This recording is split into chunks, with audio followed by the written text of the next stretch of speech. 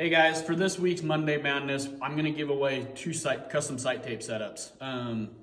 If you guys have come in and asked for a custom sight tape, you probably had to deal with me a little bit on this.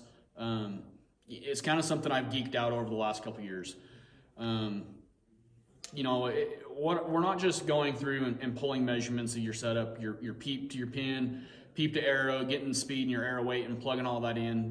I've really dove down a heck of a lot more over this. And one of the big things I talk about with guys, whether we're building custom sight tapes or we're even just choosing a sight for you, I recommend to a lot of guys, get some sort of a sight system that has, some sort of an apparatus, whether it's this HHA Pro, this Nitrix, where I can change out my sight tape wheels. It's an Ultra View, or let's say a True Ball driver, something that I can swap those out. Like True Ball has metal sight tapes.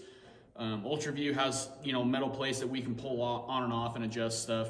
I'm going through and really diving into the weeds of this. I'm measuring average density altitudes, and I'm changing my sight tapes based off of that. The difference, if we want to talk just strictly elevation, from 6,000 feet to 9,000 feet, where a lot of us are hunting, when we get to camp, 9 times out of 10, I bet the majority of guys are throwing their target with just inside their restraints of their camp, 40, 50 yards at best.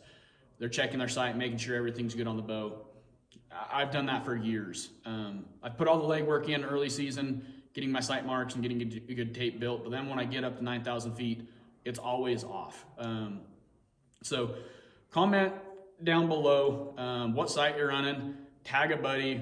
We'll go through and we'll choose a random guy and his buddy, and we'll go through and I'll get you a custom sight tape built.